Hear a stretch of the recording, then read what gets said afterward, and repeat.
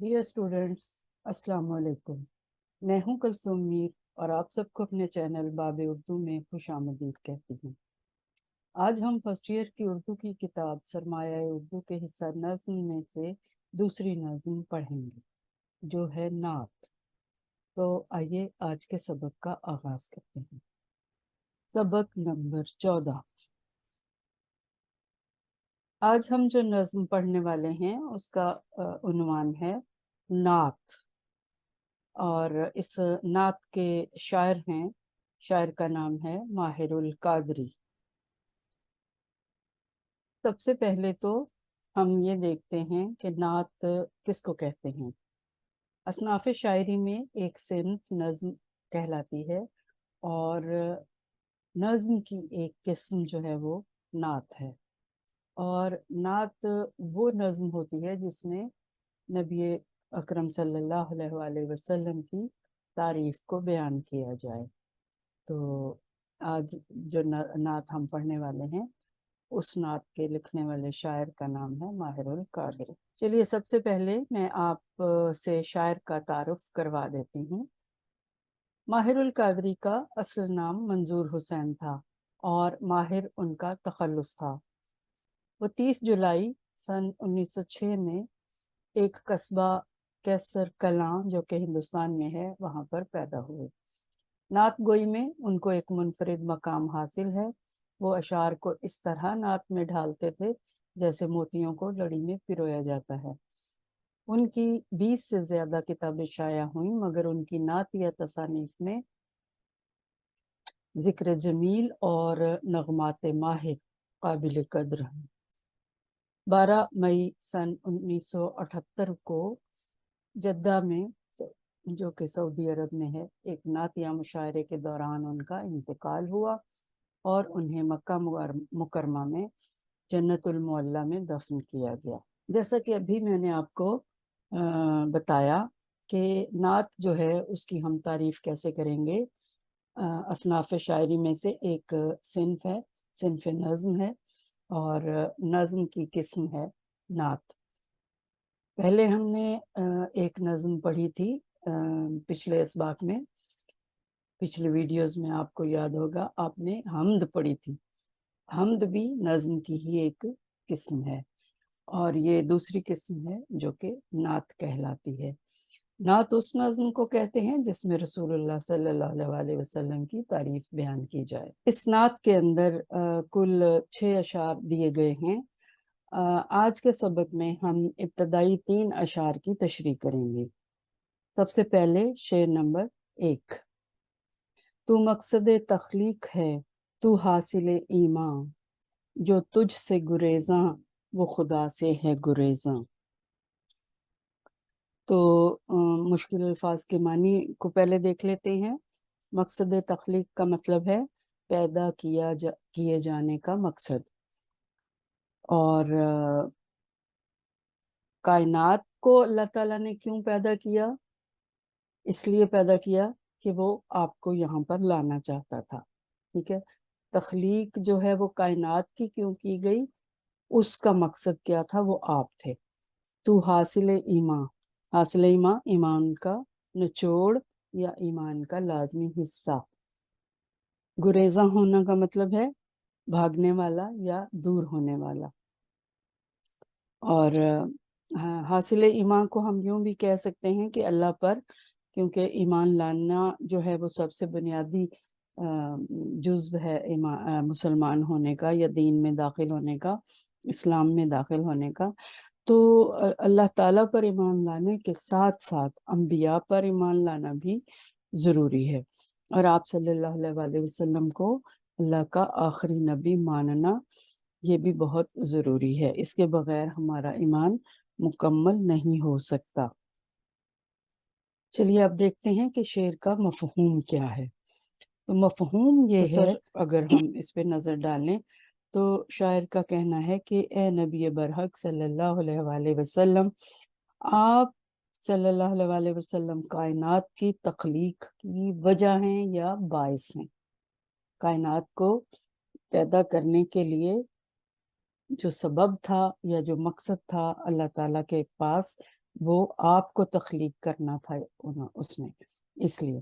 اور آپ صلی اللہ علیہ وسلم ہمارے ایمان کا لازمی حصہ ہے۔ شاعر نے کہا کہ جو آپ سے دور ہوا وہ گویا خدا سے دور ہو گیا۔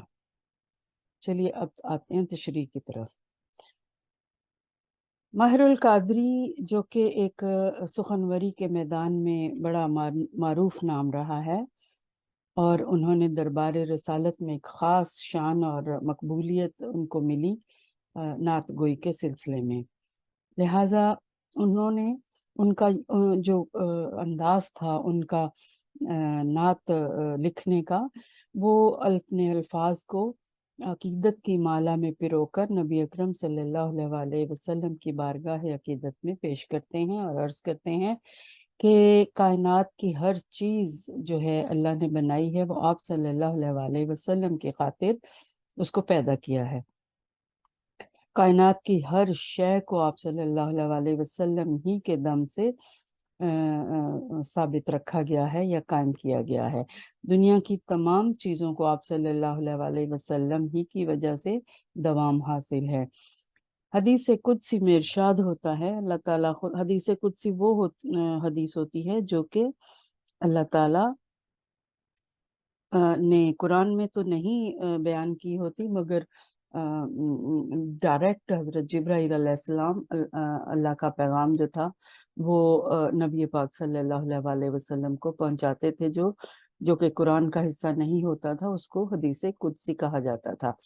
تو اللہ تعالیٰ فرماتا ہے حدیث قدسی میں، لولا کا لما خلقت الافلاق ولولا کا لما اظہرت الربوبیہ۔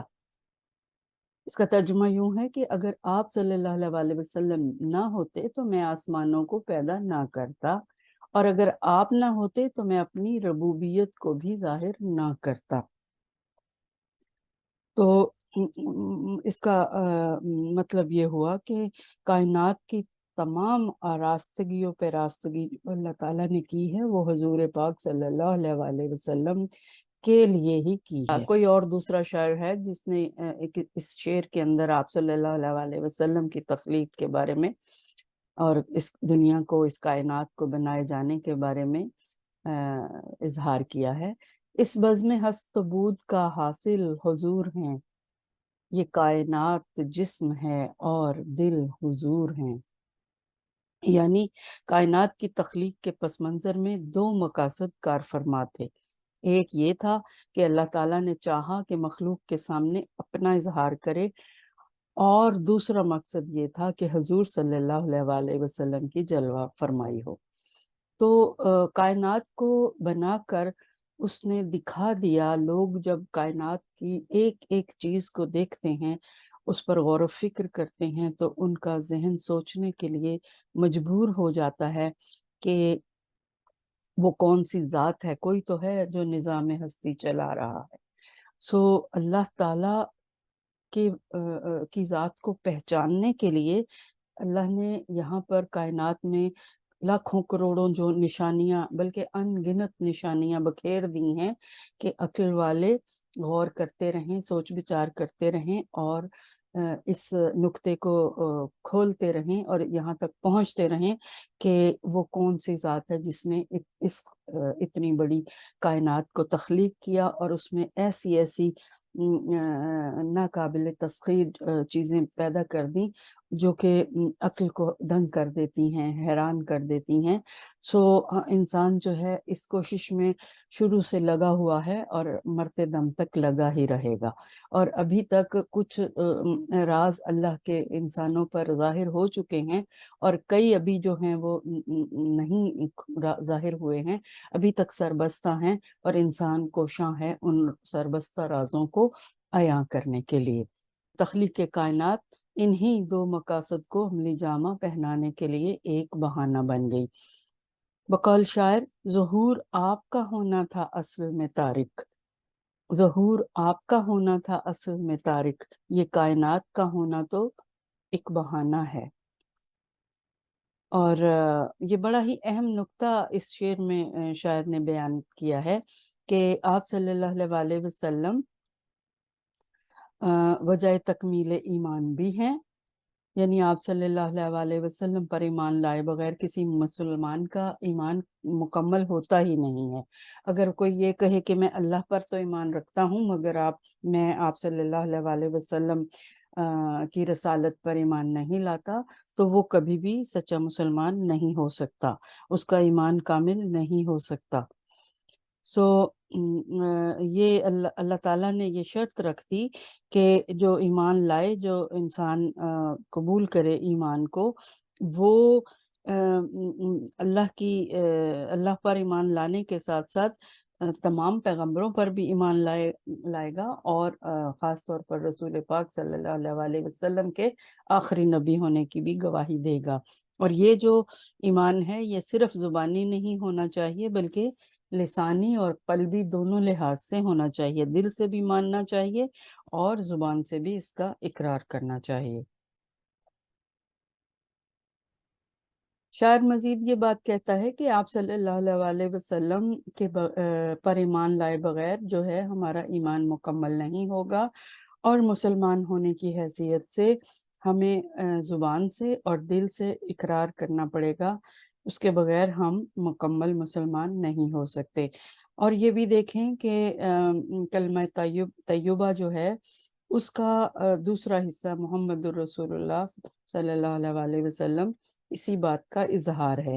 اور آپ یہ بھی دیکھیں کہ کوئی نماز جو ہے وہ درود و سلام رسول اللہ صلی اللہ علیہ وسلم پر بھیجے بغیر مکمل نہیں ہو سکتی۔ شاعر نے بہت خوب کہا کہ کامل نہیں کسی کا بھی ایمان تیرے بغیر، کامل نہیں کسی کا بھی ایمان تیرے بغیر، ہے رحمت خدا بھی گریزاں تیرے بغیر۔ شاعر نے کہا کہ جو تجھ سے گریزاں وہ خدا سے ہے گریزاں، یعنی اس کا مطلب یہ ہوا کہ اے نبی صلی اللہ علیہ وسلم، جو بدقسمت آپ سے دور ہو جائے گا گویا وہ خدا سے دور ہو جائے گا، جو آپ کی تعلیمات سے روگردانی کرے گا وہ اللہ کے احکامات سے دور بھاگتا ہے، وہ اللہ کے احکامات سے دور روگردانی کرے گا۔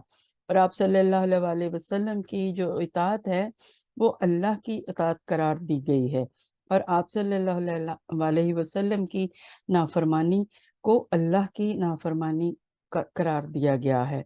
اور خود قرآن پاک میں اللہ تعالیٰ نے یہ فرمایا کہ آیت کا ترجمہ ہے، جس نے رسول اللہ صلی اللہ علیہ وسلم کی اطاعت کی گویا اس نے اللہ کی اطاعت کی۔ جو شخص آپ صلی اللہ علیہ وسلم کو چاہنے والا نہیں ہے، ان کا محب نہیں ہے، وہ خدا کا بھی محب نہیں ہو سکتا۔ جو اللہ کی محبت کا دعویٰ کرے اور رسول کی محبت کا دعویٰ نہ کرے، اس سے منکر ہو، وہ کبھی بھی اللہ کا چاہنے والا نہیں ہو سکتا۔ جو آپ صلی اللہ علیہ وسلم کی ذات کا انکار کرتا ہے وہ گویا اللہ تعالیٰ کا انکار کرتا ہے۔ اللہ تعالیٰ کو تو عیسائی بھی مانتے ہیں، لیکن حضور صلی اللہ علیہ وسلم کی ذات برحق کے منکر تھے۔ یہودی اور جو کافر تھے یا عیسائی لوگ جو تھے، انہوں نے سب نے رسول صلی اللہ علیہ وسلم کو ماننے سے انکار کیا تھا، ان کو آخری نبی ماننے سے انکار کیا تھا، اللہ کا آخری نبی، حالانکہ ان کو پہلے ہی سے ان کی کتابوں میں یہ بتا دیا گیا تھا، یہ نشانیاں بھی تھیں اور بشارتیں بھی تھیں کہ ایک آخری نبی آئے گا جس کا نام محمد ہوگا۔ تو وہ اللہ کو مانتے تھے، یہودی بھی مانتے تھے، عیسائی بھی مانتے تھے، مگر انہوں نے انکار کیا آپ صلی اللہ علیہ وسلم کو آخری نبی اللہ کا ماننے سے۔ تو اسی لیے پھر قرآن نے انہیں کافر قرار دیا۔ یہودی بھی مانتے تھے اور عیسائی بھی مانتے تھے اللہ کو، لہٰذا جب وہ منکر ہوئے رسول اللہ صلی اللہ علیہ وسلم کے، تو اللہ کے غضب کا وہ شکار ہوئے اور رہیں گے قیامت تک۔ تو جس دل میں محمد عربی صلی اللہ علیہ وسلم کی محبت نہیں ہے، وہ دل ہی نہیں ہے، بلکہ وہ گوشت کا ایک ٹکڑا ہے، بلکہ مردہ لوتھڑا ہے، گوشت کا ایک لوتھڑا ہے بس، ٹھیک ہے نا۔ کسی شاعر نے کہا کہ کافر ہے وہ بدبخت جو اس دل کو کہے دل، جس دل میں نہ ہو الفت سلطان مدینہ۔ تو آپ صلی اللہ علیہ وسلم جو کہ سلطان مدینہ ہیں، وہ ان کی محبت جو ہے وہ ہمارے لیے سرمایہ حیات ہے، کیونکہ ان کی محبت ہمارے دلوں میں ہوگی تو ہی اللہ کی محبت جو ہے اس کو حاصل کرنے میں ہم کامیاب ہو سکتے ہیں۔ غرض اگر آپ صلی اللہ علیہ وسلم نہ ہوتے تو کائنات کی تمام اشیاء جو ہیں وہ بھی شاید اللہ تعالیٰ نہ بناتا۔ پھر نمبر 2 ہے کردار کا یہ حال صداقت ہی صداقت، کردار کا یہ حال صداقت ہی صداقت، اخلاق کا یہ رنگ کہ قرآن ہی قرآن۔ آپ صلی اللہ علیہ وسلم کی سیرت کے بارے میں، اخلاق اور کردار کے بارے میں اس شعر میں شاعر نے تذکرہ کیا ہے۔ اور اخلاق جو ہے خلق کی جمع ہوتا ہے، اور خلق کا مطلب عادت ہوتی ہے۔ تو جو عادات ہوتی ہیں وہ انسان کی ساری زندگی قائم رہتی ہیں۔ تو کیا آپ صلی اللہ علیہ وسلم کی اخلاق ہوا کرتی تھی اس کے بارے میں ہم کتابوں میں پڑھتے ہیں، اب ہم اس کا ابھی تذکرہ بھی کریں گے۔ اور کردار جو ہے وہ عمل کی صورت میں ظاہر ہوتا ہے، اخلاق بھی عمل کی صورت میں ظاہر ہوتا ہے اور کردار بھی عمل کی صورت میں ظاہر ہوتا ہے۔ کسی انسان کی پہچان، اس کی شخصیت کی پہچان کرنے کے لیے یہ 2 کسوٹیاں ہوتی ہیں، اخلاق اور اس کا کردار۔ سب سے پہلے میں آپ کو شعر کا مفہوم بتا دیتی ہوں۔ آپ صلی اللہ علیہ وسلم کا کردار سراپا صداقت تھا، یعنی سچ ہمیشہ بولتے تھے، انہوں نے کبھی جھوٹ نہیں بولا۔ اور اخلاق یا ان کی جو عادات تھیں وہ کیسی تھیں؟ وہ قرآن کریم کا ہو بہو عملی نمونہ ہوا کرتا تھا۔ زیر نظر شعر میں شاعر نے آپ صلی اللہ علیہ وسلم کے 2 اہم اوصاف کے بارے میں بات کی ہے۔ اس شعر کی تشریح کو بیان کرنے سے پہلے بہتر ہوگا کہ اگر ہم ماضی کا جو عرب معاشرہ تھا اس پر ایک نظر ڈالیں۔ آپ صلی اللہ علیہ وسلم کی بعثت سے پہلے، بعثت نبوی صلی اللہ علیہ وسلم سے پہلے، آپ کی آمد سے پہلے کا جو عرب معاشرہ تھا وہ جہالت کی اتھاہ گہرائیوں میں ڈوبا ہوا تھا۔ عرب کے لوگوں میں ہر طرح کی برائی موجود ہوا کرتی تھی۔ وہ شرابی بھی تھے، بدکار بھی تھے، ظالم بھی تھے، سنگ دل تھے انتہا کے، اور جو مرد ہوتے تھے خانہ کعبہ کا گنوار بھی اتنے زیادہ تھے کہ خانہ کعبہ کا ننگے ہو کر طواف کرتے تھے مرد ان کے، اور بیٹیوں کو زندہ دفن کر دیا جاتا تھا، اور غلاموں کے ساتھ انتہائی برا سلوک کیا جاتا تھا، ایسا کہ سن کے انسان کے جو ہے نا وہ رونگٹے ہی کھڑے ہو جائیں۔ لوگوں نے ایک کہاوت کہی ہے کہ معاشرے کا انسان پر لازمی اثر ہوتا ہے۔ آپ صلی اللہ علیہ وسلم نے اس کو غلط ثابت کر دیا۔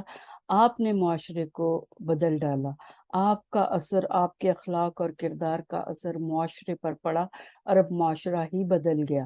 آپ صلی اللہ علیہ وسلم بعثت نبوت سے قبل بھی پوری دنیا کے سب سے پارسا اور پاک باز تھے۔ عرب کا بچہ بچہ جانتا تھا کہ محمد عربی صلی اللہ علیہ وسلم وہ واحد ہستی ہیں کہ جن کے دہن سے کبھی جھوٹ نکلا ہی نہیں۔ آپ کو لوگ بے شک آپ کو آخری پیغمبر نہیں مانتے تھے اور آپ پر ایمان نہیں لاتے تھے، مگر وہ آپ کو صادق اور امین نبوت سے پہلے بھی کہتے تھے اور بعد میں بھی اس بات کا اعتراف کیا کرتے تھے۔ اور ان کے جو جانی دشمن تھے، ابو جہل وغیرہ لوگ جو تھے، اس جیسے کئی اور بھی، وہ ان کی جان لینا چاہتے تھے، ان کو ختم کر دینا چاہتے تھے، مگر اس بات سے وہ بھی منکر نہیں تھے کہ آپ صلی اللہ علیہ وسلم جو بات کرتے ہیں وہ سچی بات کرتے ہیں۔ جب حضور صلی اللہ علیہ وسلم نے اپنا ایک وفد روم کے بادشاہ کے دربار میں بھیجا اور اس کو دعوت اسلام دی، تو اس نے بادشاہ نے کہا کہ کسی عربی تاجر کو میرے دربار میں لایا جائے تاکہ میں اس سے معلوم کر سکوں محمد کے بارے میں۔ تو وہ جاننا چاہتا تھا کہ یہ جو شخص ہے جو نبوت کا دعویٰ کرتا ہے اس کا اخلاق کیسا ہے اور کردار کیسا ہے، کیونکہ یہ دو کسوٹیاں، جیسا کہ پہلے بھی میں نے آپ کو بتایا کہ یہ دو جو چیزیں ہیں ان کو کسی شخصیت کو پرکھنے کے لیے کسوٹی سمجھا جاتا ہے، یعنی کہ کوئی ایک دو معیار سمجھ لیں یا سٹینڈرڈ سمجھ لیں۔ اگر کسی کا اخلاق اور کردار اچھا ہوگا تو پھر اس شخص کی بات پر یقین کیا جا سکتا ہے۔ تو اس وقت اتفاق سے وہاں روم میں ابو سفیان، جو کہ حضور پاک صلی اللہ علیہ وسلم کا بہت بڑا دشمن ہوا کرتا تھا، اس وقت تک کبھی اسلام اس نے قبول نہیں کیا تھا، وہ وہاں پر تجارت کے سلسلے میں آلریڈی گیا ہوا تھا۔ تو لوگ اس کو پکڑ کر قیصر روم کے دربار میں لے گئے۔ بادشاہ نے حضور صلی اللہ علیہ وسلم کے بارے میں ابو سفیان سے جب پوچھا تو وہ جھوٹ نہ بول سکا اور کہنے لگا کہ میں اگرچہ ان پر ایمان تو نہیں لایا اور میں ان کو پسند بھی نہیں کرتا، مگر یہ ہے کہ وہ سچ بولتے ہیں۔ پوری دنیا میں ان کا مخالف ضرور ہوں، لیکن ان جیسا راست باز اور امانت دار شخص دنیا میں کہیں نہیں ہوگا۔ تو یہ سن کر جو وہ قیصر روم تھا وہ کہنے لگا کہ اگر واقعی ایسا ہے تو خدا کی قسم یہ وہی نبی ہے جس کی بشارت ہمیں حضرت عیسیٰ علیہ السلام نے دی۔ تو اس کا مطلب یہ ہوا کہ یہ ان کی سچائی، سچ بولنا، صداقت اور جو اخلاق عمدہ ہونا جو ہے، امانت میں خیانت نہ کرنا، امین ہونا، سو یہ خوبیاں جو ہیں یہ پرکھنے کے لیے کسی انسان کو ہمیشہ سے معیار مانی گئی ہے۔ لب صادق سے ان کے جو سخن تقریر ہو جائے، کبھی قرآن بن جائے، کبھی تفسیر بن جائے۔ پھر شاعر نے یہ کہا کہ ان کے اخلاق کا رنگ کیسا تھا، رنگ کا مطلب کہ کیسی صورت تھی، کیسا انداز تھا۔ تو یہاں پر اخلاق کے بارے میں جو بات ہے، حضرت عائشہ صدیقہ رضی اللہ تعالی عنہا سے رسول اللہ صلی اللہ علیہ وسلم کے اخلاق کے بارے میں صحابہ کرام نے دریافت کیا جب آپ رسول اللہ صلی اللہ علیہ وسلم دنیا سے رحلت فرما چکے تھے۔ تو حضرت عائشہ صدیقہ رضی اللہ تعالی عنہا نے ان کو فرمایا کہ آپ صلی اللہ علیہ وسلم کا اخلاق جو تھا وہ قرآن ہی قرآن تھا، یعنی وہ قرآن کا ہو بہو عملی نمونہ تھے، یا یوں کہہ لیں کہ وہ چلتا پھرتا قرآن تھے۔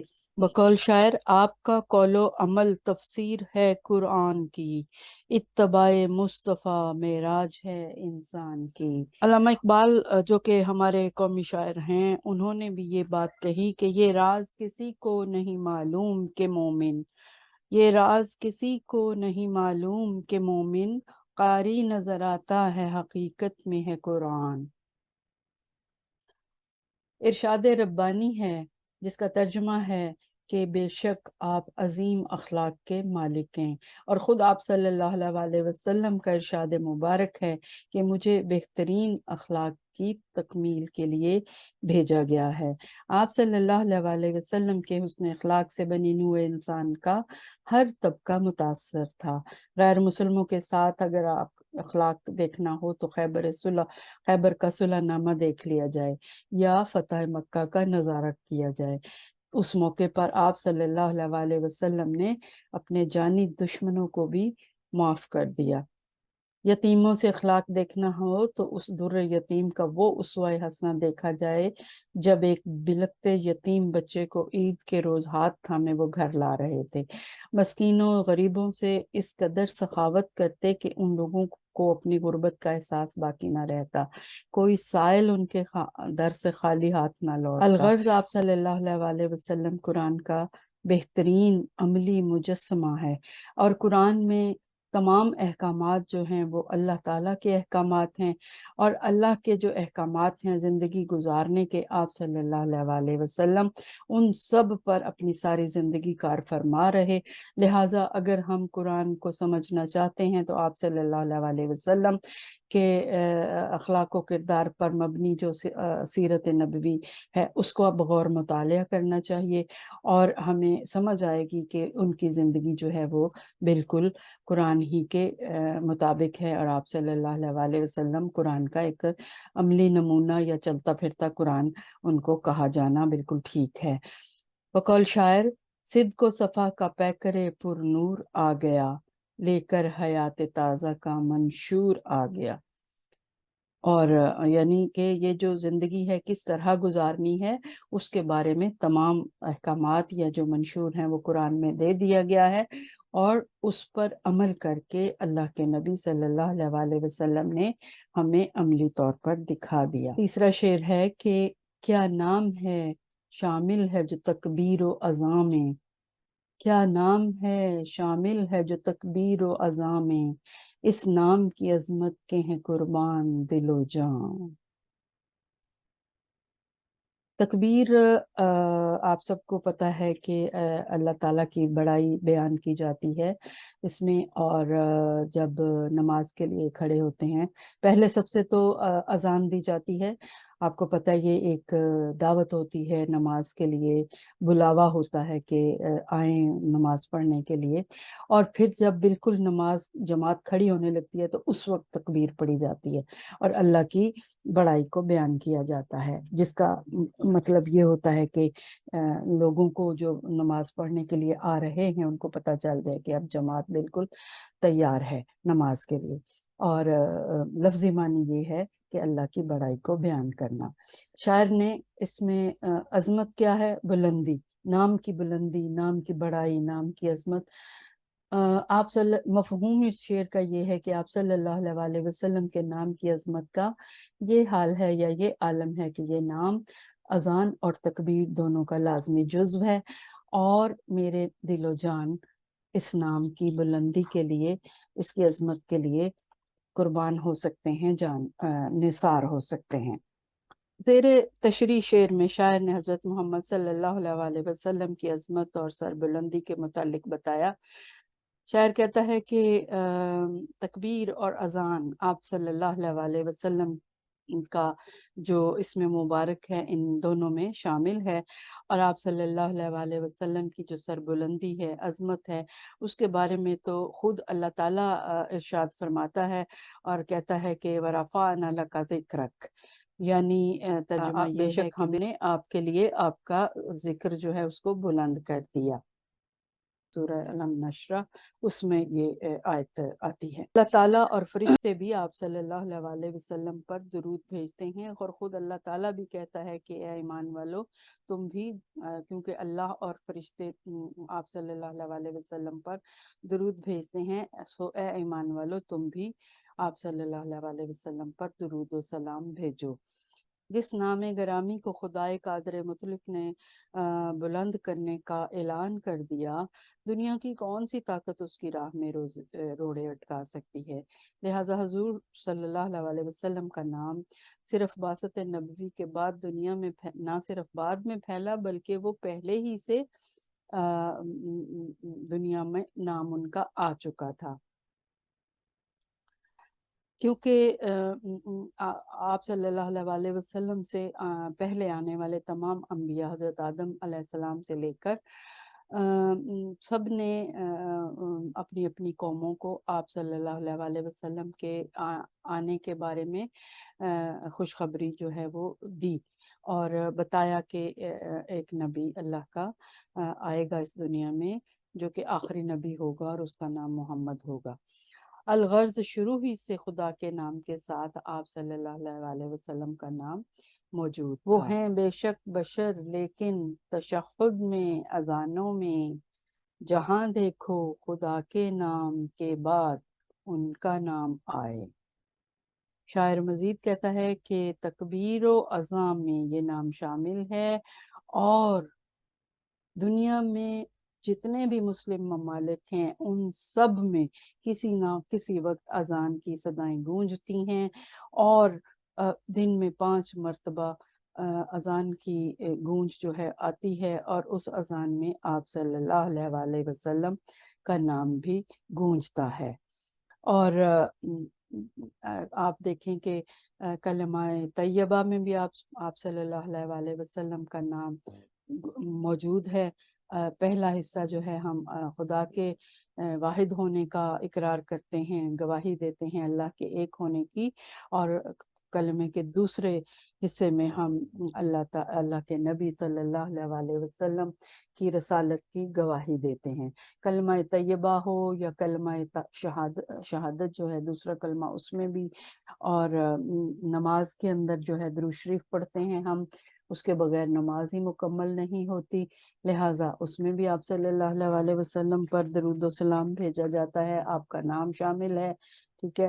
تو اس سے یہ ظاہر ہوتا ہے کہ آپ صلی اللہ علیہ وسلم کا نام جو ہے وہ برکت والا ہے اور کتنا عظمت والا ہے۔ بقول شاعر، ہو صورت نماز یا پھر ہو اذاں کا رنگ، ہو صورت نماز یا پھر ہو اذاں کا رنگ، دونوں میں جلوہ ریز ہے تیرا ہی آب و رنگ۔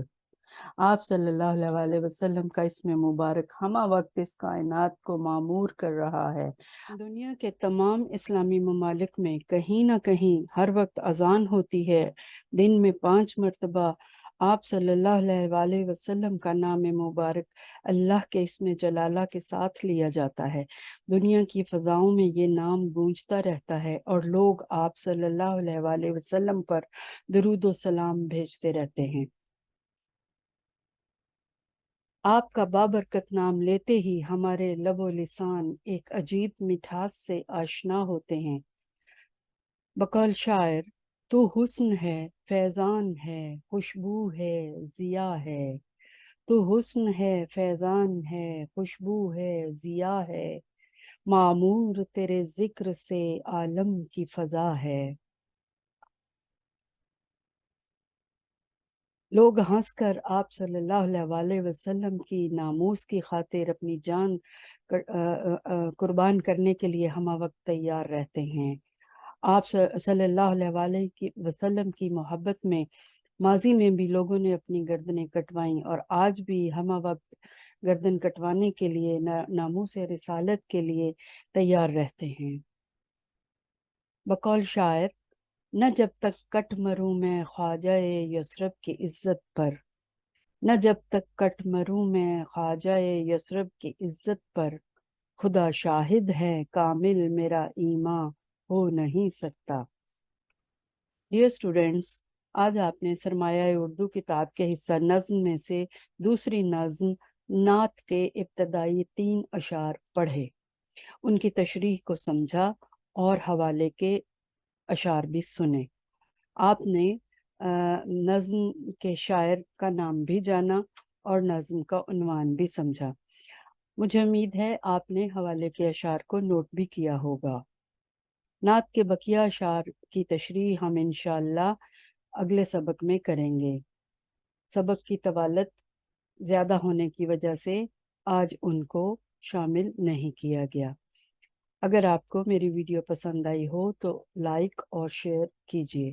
اگر آپ میرے چینل پر نئے ہیں تو پلیز اس کو سبسکرائب بھی کر دیجیے۔ ویڈیو دیکھنے کا بہت شکریہ۔